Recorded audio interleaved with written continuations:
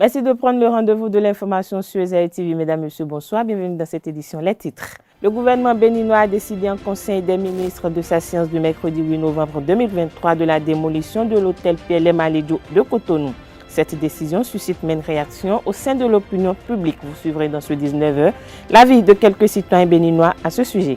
Hors de nos frontières, l'ancien Premier ministre ivoirien condamné à la prison à perpétuité en Côte d'Ivoire pour atteinte à la sûreté de l'État a déclaré ce dimanche 12 novembre au soir qu'il mettait fin à son exil entamé en 2019. Nous y reviendrons.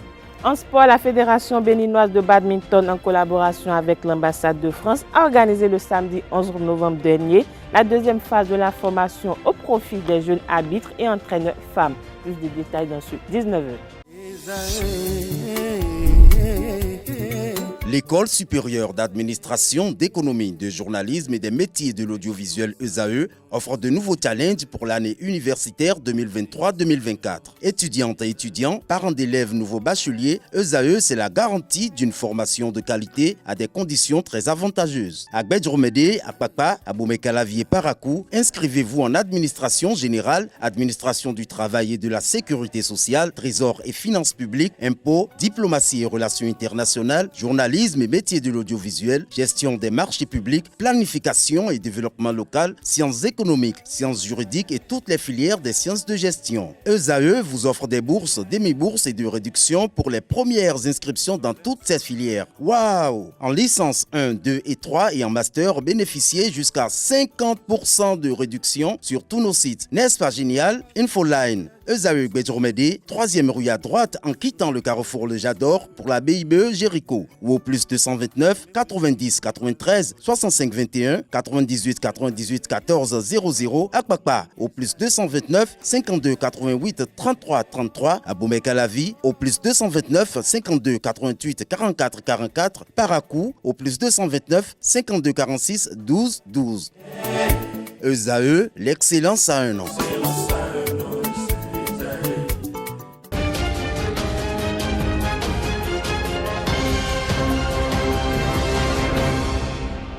Le chef de l'État, Patrice Talon, a procédé à la nomination des membres du conseil d'administration de la société béninoise pour l'approvisionnement en produits de santé par décret en date du 18 octobre 2023. Les personnes nominées sont M.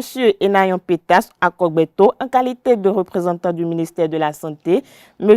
Mevoyon Sourou Serge Hervé Oussou, représentant la présidence de la République, M. Jacques Roland Amadou, représentant le ministère du Développement et de la Coordination de l'Action gouvernementale, M. Alban Bienvenu Bensan, représentant le ministère de l'Économie et des Finances, M. Bedasso Laurent Akpo, représentant du ministère de l'Industrie et du Commerce, M. Yao Akpo, représentant le ministère de l'Agriculture, de l'Élevage et de la Pêche, et M. Parfait Adakidjer, représentant l'Agence nationale de contrôle de la qualité des produits de santé et de l'eau. Les 7 membres ainsi nommés ont un mandat de 3 ans renouvelable à compter de la date de leurs installations selon le décret 2023-516 du 18 octobre 2023 signé du président de la République Patrice Talon, du ministre de l'Économie et des Finances Romiad Ouadani et du ministre de la Santé Benjamin Ronkpati. Pour rappel, la Société béninoise pour l'approvisionnement en produits de santé SA est une société dans laquelle l'État béninois est l'actionnaire unique. Je l'annonçais à l'entame de cette édition, l'historique hôtel PLM Alejo va bientôt céder place à un autre complexe hôtelier. Ainsi, en a décidé le gouvernement béninois réuni en Conseil des ministres le mercredi 8 novembre 2023. Selon les décisions prises au cours de cette réunion hebdomadaire, il est prévu la construction d'un complexe hôtelier sur ce site. Interrogés à ce propos, quelques citoyens béninois livrent leurs opinions sur cette décision du gouvernement béninois. Ils sont au micro de Francis Fahami. Si Dieu reconstruit quelque chose de géant plus grand, pour créer d'emplois, c'est bon. Maintenant, il ne faudrait pas qu'on construise pour construire. Il faut construire pour garder l'histoire, en fait. Vous voyez un peu, pour garder l'histoire. Puisque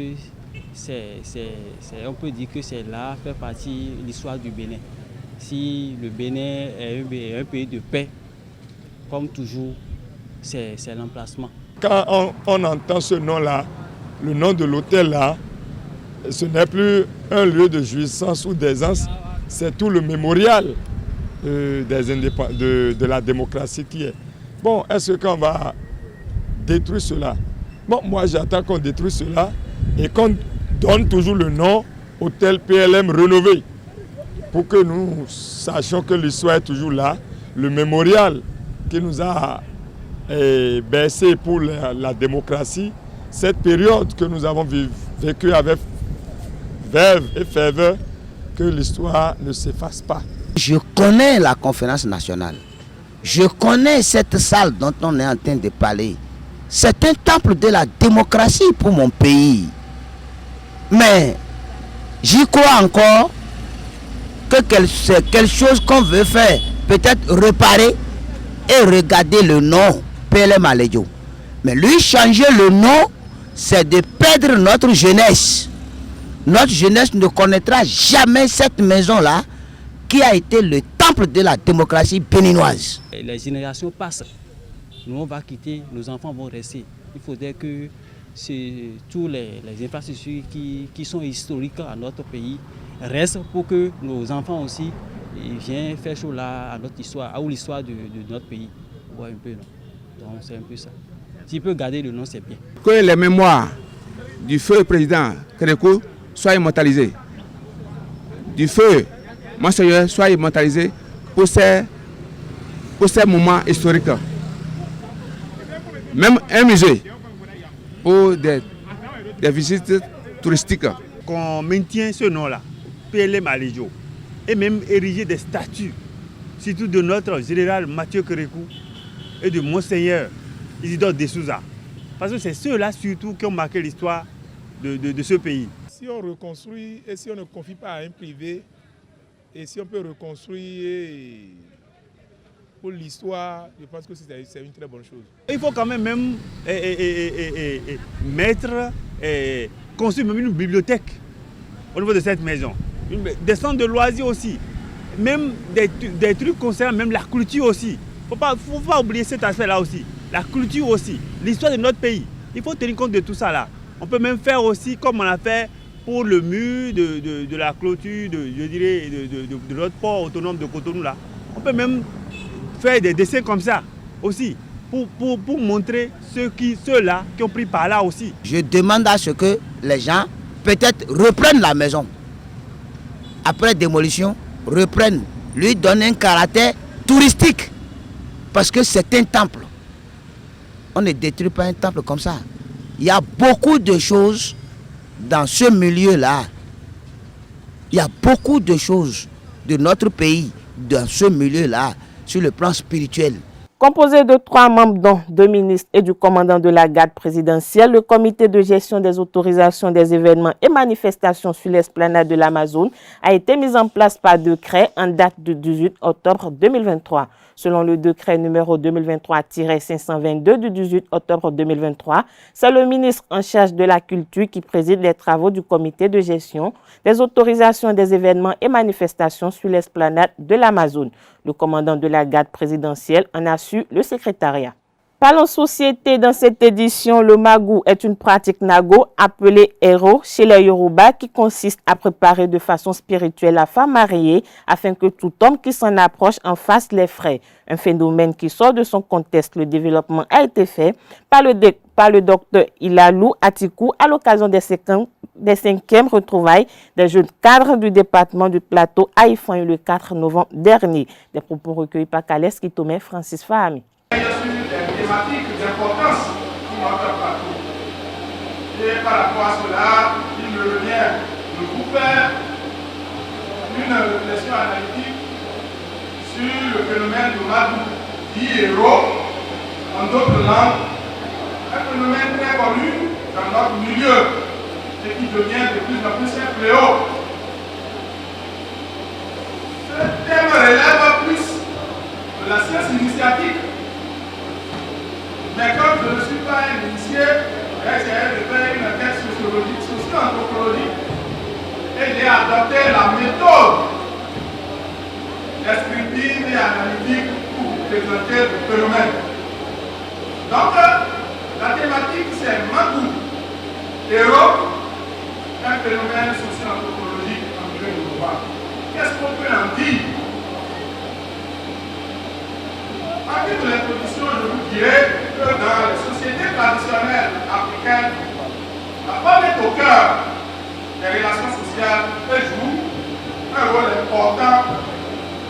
dynamique sociale. Ce qui fait que plusieurs cultures de l'Afrique mettent la rigueur à préserver la dignité, la pureté et l'incorruptibilité de la femme dans les relations et les rapports sociaux. Pour parvenir à l'inviolabilité de l'intégrité féminine, les moyens divers sont utilisés. Chaque société, chaque communauté, par son génie organisationnel, sa capacité technologique et ses valeurs éthiques, invente des pratiques qui favorisent le permis, des pratiques qui sanctionnent l'interdit, découragent les tentations et tentatives de déviance par rapport aux normes. C'est dans ce processus socio-dynamique qu'est apparu le Mabou, ou héros dans les sociétés Yoruba. Qu'est-ce que signifie Mabou? Quelle est la portée anthropologique, socio-économique et sécuritaire de Mabou? C'est à travers ces quelques interrogations, parmi tant d'autres, que nous avons examiné le phénomène. Hors de nos frontières en Côte d'Ivoire, Guillaume Soro a annoncé ce dimanche 12 novembre 2023 mettre fin à son exil. L'ex-président de l'Assemblée nationale et ancien premier ministre n'a plus remis les pieds en Côte d'Ivoire depuis 4 ans et demi. Il a été condamné en son absence à la prison à vie, notamment pour atteinte à la sûreté de l'État. Dans une vidéo publiée dimanche, l'ancien chef rebelle n'a pas précisé toutefois clairement la date de son retour, ni même s'il reviendra bien en Côte d'Ivoire ou dans un pays d'Afrique voisin. En mai dernier, Guillaume Soro avait annoncé son intention de se présenter pour l'élection présidentielle de 2025, des ambitions qu'il ne semble pas avoir abandonnées. En Espagne, des centaines de milliers de personnes ont manifesté ce dimanche 12 novembre pour dire non à l'amnistie. Ils se sont mobilisés à l'appel de la droite pour protester contre la future loi d'amnistie des indépendantistes catalans concédée par le Premier ministre Pedro Sánchez en vue de s'assurer de leur soutien pour être reconduit au pouvoir. Perçu par une partie de la société espagnole comme une atteinte à l'état de droit, cette amnistie très controversée intervient 6 ans après la tentative de sécession de la Catalogne qui a constitué en 2017 l'une des pires crises politiques de l'Espagne contemporaine. Parlons sport à présent. Le duel au sommet de la zone B a opposé Dadje FC à Dynamo Dahomey au stade Omnisport d'Aplaroué le samedi 11 novembre 2023 pour la 6e journée de la Ligue Pro. Au thème des hostilités, Dadje FC s'est imposé sur le score de 1-0. Le point avec Anaël Dou. Le Mu-Vert s'écroule à Aplaroué dans le duel à la tête de la zone B. Dadje Football Club a tenu en échec son adversaire de la journée, Dynamo Dahomey, sur le score de 1-0. Équilibré et très attendu, la rencontre a tenu la promesse des pronostics. Les deux formations sont entrées dans la partie déterminées à vaincre.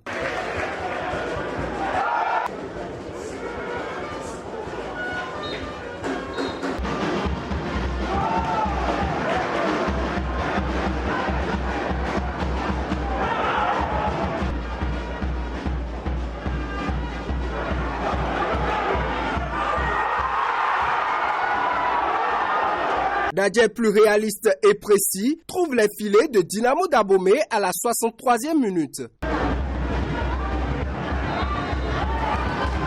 Ghislain Aoudo met directement la balle dans la lucarne.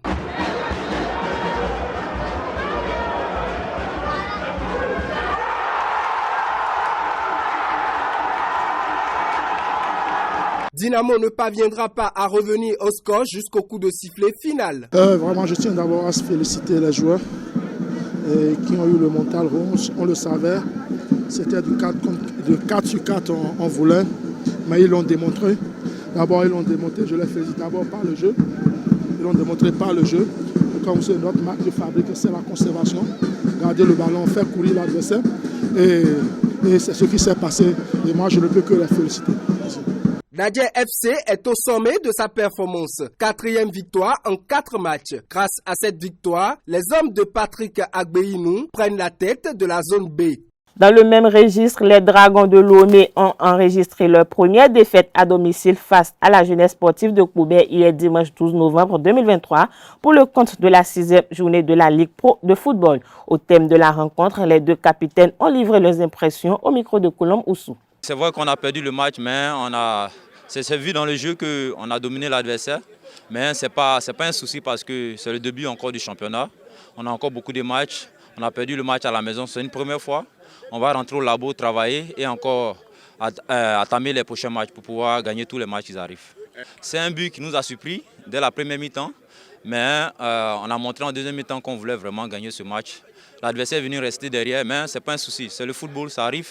Mais ce qu'il faut remarquer, il faut souligner dans ce match, c'est le collectif des Dragons qui est vraiment important. Donc on reste costaud, on va travailler pour pouvoir le prochain match. Nous sommes fiers de notre victoire, c'est une victoire vraiment amplement méritée. Et si vous voyez bien, c'est un travail d'équipe.